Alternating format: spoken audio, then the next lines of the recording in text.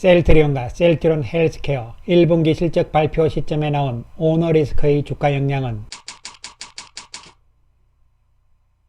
먼저 셀트리온의 1분기 실적을 알아보기 위해서는 지난 3월 29일이죠. 셀트리온이 발표한 공시 내용을 살펴보기로 하겠습니다. 이번 1분기 공급 계약 4,063억 원입니다. 과거와 비교를 해보면요. 작년 1분기에는 2,735억, 2분기에는 3,357억, 3분기에는 2,993억이었죠. 그리고 작년 4분기에는 3,162억 원이었습니다. 그런데 실제적으로 발표된 매출을 살펴보게 되면요. 작년 1분기에 5,315억, 2분기에 5,962억이죠. 3분기에는 6,456억인데요. 이것은 미국 법인에 대한 지분 매각에 대한 이익 이런 부분들이 이제 나왔기 때문에요. 계약 금액에 비해서는 상당히 많은 숫자가 매출로 나온 것이죠. 그리고 작년 4분기에는 5,106억의 매출이 나왔는데요. 그렇다면 이번 1분기의 매출은 어느 정도 나올 것인가? 1차적으로 봐야 되는 것은요. 작년 1분기 이후에 공급 계약 금액 측면에서는 가장 높은 금액이죠. 4천억대가 넘었으니까요. 어쨌든 간에 이번에 발표된 공시 내용을 봤을 때는 가장 큰 규모다 볼 수가 있는 것이죠. 이에 대해서 현재 나온 컨센서스를 살펴보게 되면은 매출액은 5,987억이 지금 나오고 있는 상황이고요.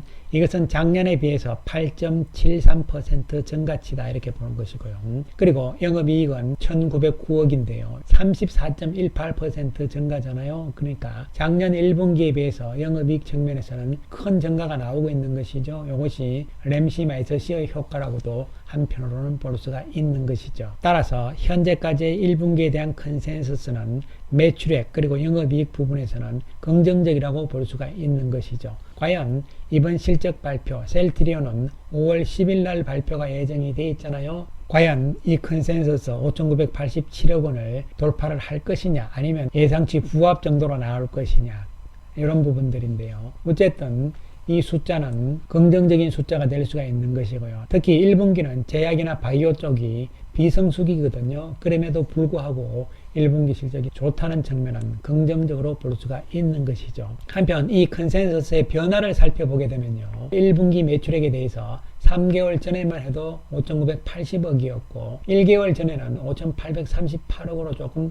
컨센서스가 줄어들었죠. 그러나 최근 5월 5일 기준으로는 다시 5,987억 원이니까요. 다시 증가하는 이러한 모습이 나타나고 있는 것이죠. 따라서 이 부분을 봤을 때는 현재 컨센서스 상으로는요. 1분기 실적은 예상대로 긍정적이란 측면이라고 볼 수가 있는 것이죠. 한편 컨센서스 상의 적정 주가를 살펴보게 되면요. 셀트리온은 현재 21만 6,667원으로 되어 있는데요. 직전 적정 주가에 비해서는 4.53% 줄어든 상황이죠. 하지만 4월달 보고서들을 살펴보게 되면요. 대부분 적정 주가가 지난번 적정 주가가 거의 동일한 상황이 나와 있는 것이죠. 단 SK증권이 워낙 높게 나왔기 때문에 조금 낮추는 이러한 상황으로 볼 수가 있겠습니다. 한편 셀트리온 헬스케어를 살펴보게 되면요. 현재 1분기에 대한 컨센서스는 매출액 5,078억이 나와 있는 상황이죠. 작년 1분기에 비해서는 22.15% 증가한 상황이고요. 영업이익은 602억이 나와 있는 상황이죠. 작년에 비해서 33.65% 증가치다 이렇게 볼 수 있는 것이죠. 지난 4분기에 셀트리온 헬스케어의 영업이익이 워낙 감소를 했잖아요. 이 부분에 대한 우려심이 있었는데 어쨌든 이번 컨센서스에는 다시 600억대로 올라오는 상황이기 때문에요. 헬스케어도 큰 문제점은 없다고 볼 수가 있는 것이죠. 그러나 헬스케어는 매출액의 추정치가 조금 줄어드는 상황으로 볼 수가 있는 것이죠. 이번 1분기에 대해서 3개월 전에는 매출액을 5,199억 원으로 예상을 했습니다. 한 달 전에는 좀 늘어났죠. 그러다가 최근 다시 좀 줄어드는 상황에 나온다는 것이죠. 물론 크게 줄어드는 부분은 아니긴 합니다만요. 이에 따라서 헬스케어의 적정 주가 수준도 지금 88,909원 해서 1.1% 정도 감소치가 나온 상황이죠. 헬스케어 역시 살펴보면요. 4월 이후에 나온 보고서들은 적정 주가의 변화가 거의 없는 상황이다 이렇게 볼 수가 있는 것이죠. 따라서 셀트리온과 셀트리온 헬스케어가 이 컨센서스에 부합하는 실적만 나와도 주가는 안정적인 움직임이 예상이 되는 것이고요. 컨센서스보다 상회하는 수치가 나오게 되면 주가 역시 긍정적일 것이다. 왜냐하면 실적이 좋다 이런 이야기가 되는 것이고요. 그 다음에 중요한 것은 이제 2분기잖아요. 2분기에 대해서는 어느 정도 기대감도 지금 높아지는 상황인데 여기서 우리가 이제 터진 것이 오너 리스크잖아요. 서정진 회장에 대한 개인적인 사적인 이야기가 나오는 상황인데요. 여기서 우리가 생각을 해야 되는 것은요. 물론 언급을 하고 넘어가야 되는 부분이라고 볼 수가 있는 것이죠. 자, 그렇다면 오너 리스크 이런 부분들을 평가하는 지표들이 있잖아요. 그것이 바로 ESG가 되는 것인데요.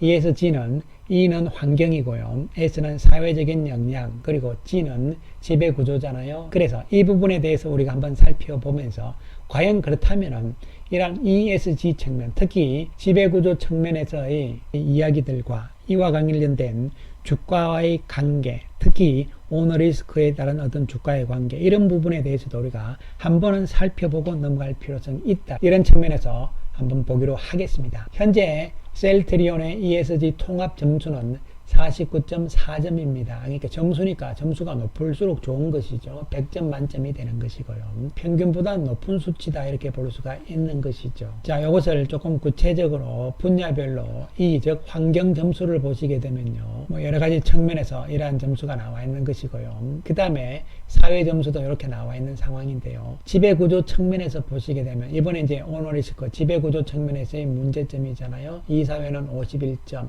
위원회도 75점, 주주 권리 측면에서는 점수가 좀 낮죠. 45점.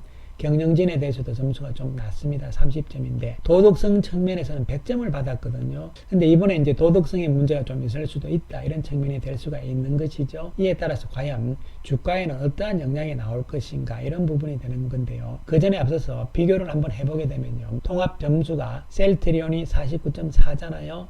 삼성 바이오로직스는 50.1이니까 조금 높은 상황이죠. 헬스케어는 41점으로 조금 낮은 상황이 되는 것이죠. 이에 따라서 전체 바이오 업체들 가운데서 순위를 보게 되면 순위는 이렇게 나와 있는 상황이 되는 것이죠. 자, 그렇다면 실제적으로 ESG 사건 사고가 나왔을 때 주가는 어떻게 움직이느냐 이런 부분들을 살펴볼 필요성이 있는 것인데요.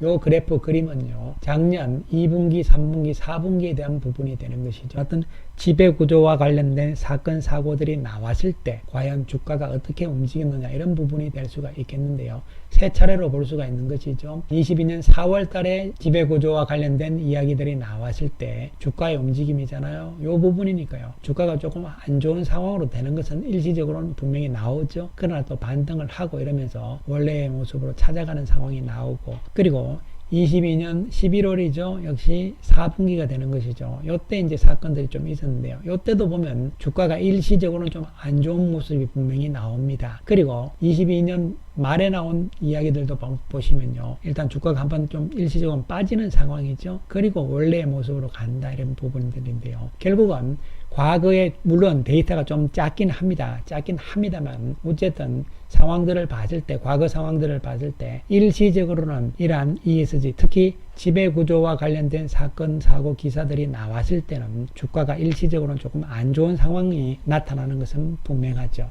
지금 이제 1분기 실적을 발표하는 시점이 임박한 상황에서 터진 사건들이잖아요. 그래서 이 부분에 대해서 일단 이코노미스트 기자가 이런 이야기를 했습니다.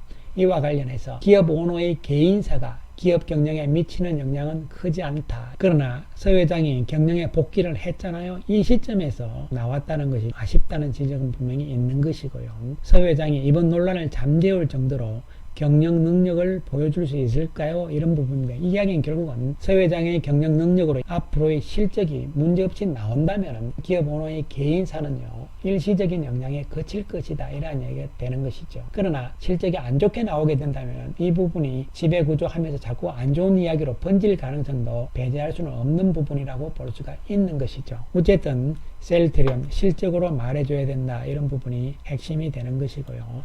1분기 실적에 대해서는 큰 문제점이 없다는 측면으로 접근이 되는 것이고요. 그리고 사실 1분기 이제 지난 상태잖아요. 이제 2분기와 3분기에 대한 부분이 되는 것인데 1분기 실적 발표로 인해서 우리가 확인을 해야 되는 것은요. 램시마 SC가 유럽 시장에서의 어떤 상황인가 체크를 해야 되고요. 구조적인 측면에서는 원래 셀트리온 성장의 핵심 포인트 중에 또 한 가지는요. 글로벌 직접 판매가 과연 어떻게 진행될 것인가. 이 부분 때문에 서정진 회장이 복귀를 한 것이잖아요.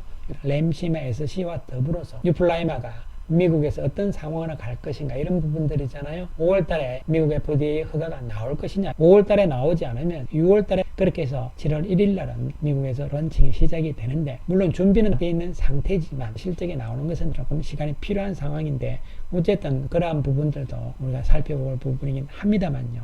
유플라이마에 대해서는 다음 기회에 한번 이야기를 해보기로 하겠습니다. 결론적으로 현재 셀트리온과 셀트리온 헬스케어, 셀트리온 제약은요, 큰 흐름으로 봤을 때는 장기적인 주가 하락 조정 과정을 거친 상황에서 기간 조정 역시 어느 정도는 겪어온 상태이기 때문에 흐름상으로는 안정적으로 다져나가면서 추가적인 상승을 도모하고 있는 과정으로 볼 수가 있는 것이죠. 그런 측면이기 때문에 조금 장기적인 시각이 여전히 필요한 상황이고 단기적으로 보더라도 어느 정도 제약 바이오의 가능성이 조금 높아지고 있는 상황이죠. 단기적인 측면에서도 오히려 이제 역으로 이 오너 리스크 때문에 단기적인 하락이 일시적으로 또한 바닥일 가능성도 배제할 수 없는 상황이라는 측면도 염두에 두시기 바라겠습니다. 감사합니다.